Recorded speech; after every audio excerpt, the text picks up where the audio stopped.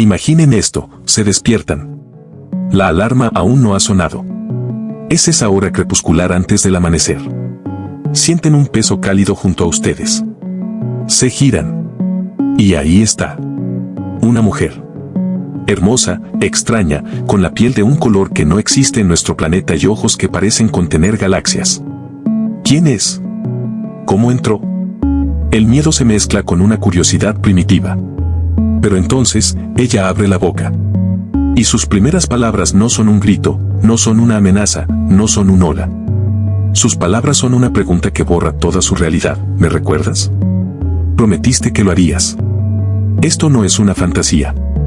Es lo que le pasó a Elías. Y lo que ella le dijo a continuación es una historia que no solo cambió su vida, sino que podría reescribir la historia de toda la humanidad. Pónganse cómodos. Lo que van a escuchar, les prometo, los mantendrá despiertos por la noche. La noche de Elías había sido ordinaria, llena de los tediosos informes financieros que plagaban su existencia como consultor. Se acostó solo en su apartamento del piso 20, con la vista de la ciudad como única compañía. Sin embargo, al abrir los ojos, el olor a ozono, a tormenta eléctrica cercana, inundó la habitación. Se giró lentamente, y la figura junto a él no era un sueño persistente. Tenía el pelo, o lo que parecía ser pelo, de un tono plateado líquido. Su piel era de un azul medianoche, y sus ojos, grandes y almendrados, brillaban con motas de luz dorada. Estaba envuelta en las sábanas blancas, y parecía completamente a gusto.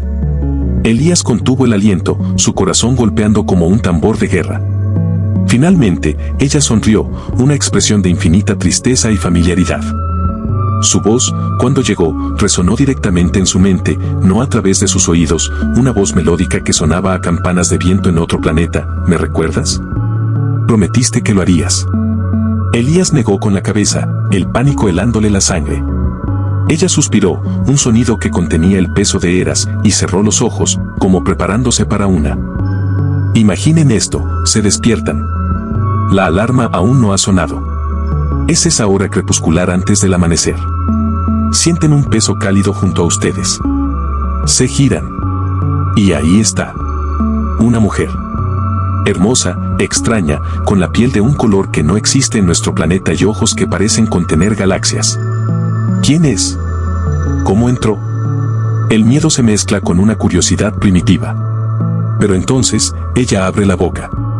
Y sus primeras palabras no son un grito, no son una amenaza, no son un hola.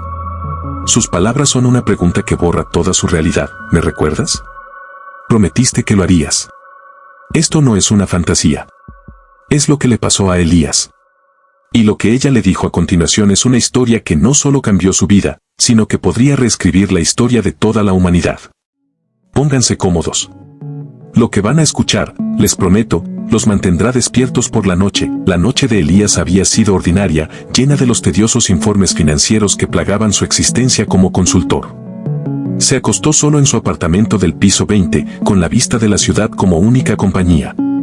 Sin embargo, al abrir los ojos, el olor a ozono, a tormenta eléctrica cercana, inundó la habitación. Se giró lentamente, y la figura junto a él no era un sueño persistente.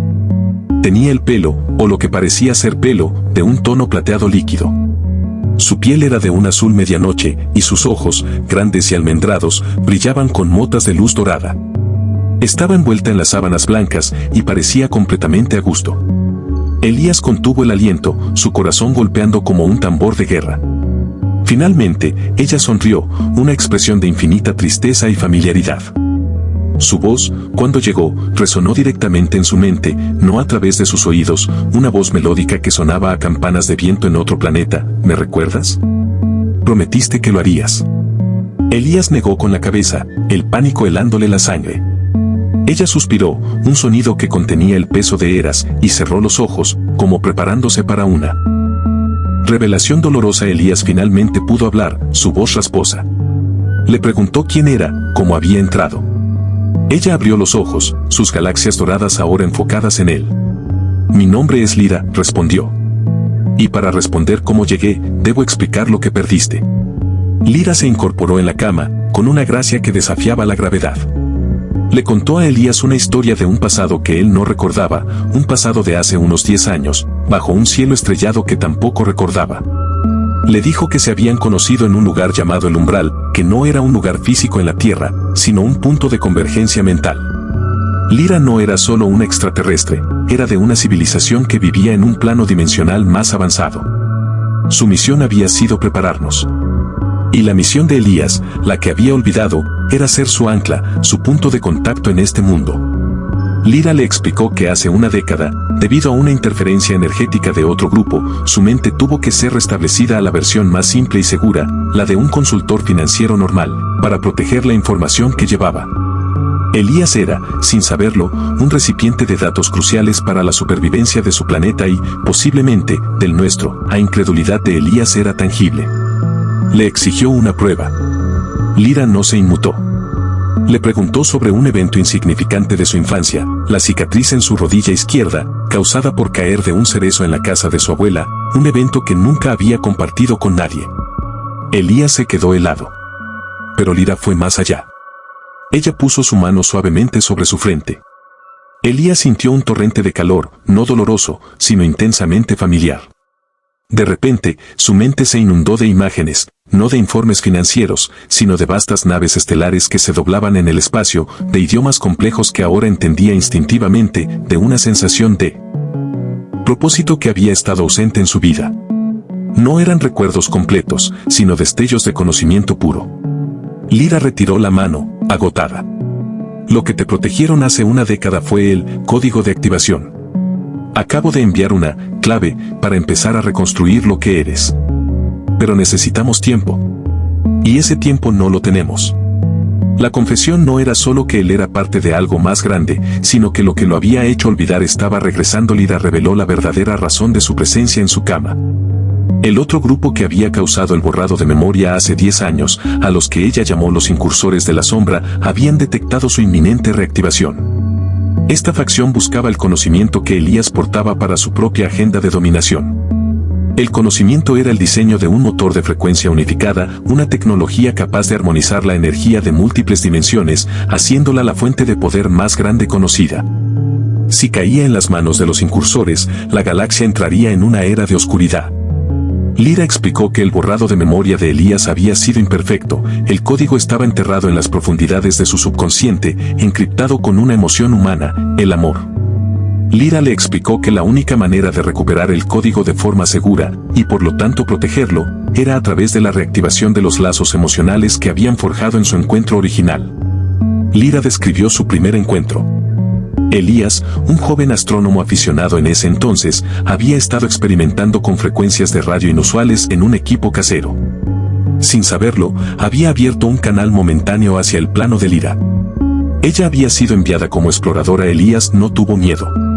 Tuvieron semanas de comunicación telepática e íntima, donde Lyra le transmitió el conocimiento codificado del motor de frecuencia unificada, sellándolo con una profunda conexión emocional para protegerlo de la intromisión mental. Fue en ese momento cuando él prometió que siempre la recordaría. Pero al hacerlo, la señal de Elías se hizo demasiado fuerte, atrayendo a los incursores. Lyra tuvo que actuar rápido, borró su memoria con un pulso energético que la dejó a ella al borde de la muerte. Justo cuando Lyra terminaba la historia, un sonido estridente rasgó el silencio del apartamento. Lyra se puso tensa. Han llegado. Ya no tenemos segundos, sino microsegundos. Lyra agarró la mano de Elías, la electricidad estallando entre sus dedos. No podemos irnos por la puerta. Ellos controlan todos los sistemas terrestres de detección. Con una intensidad urgente, Lyra lo guió hasta la pared opuesta al balcón. Le dijo que se concentrara en el sentimiento que había experimentado cuando ella había tocado su frente, la sensación de hogar.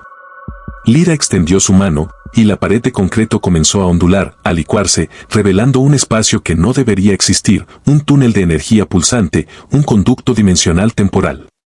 Elías, por alguna razón que escapaba a la lógica, no sintió pánico, solo una certeza escalofriante. Saltaron a través. Al aterrizar, se encontraron en un refugio de la Tierra, una instalación olvidada debajo de un antiguo observatorio. Era su base de hace 10 años, tal como Lyra la había dejado, pero ahora estaba envuelta en una neblina de interferencia, una red de seguridad improvisada contra los incursores.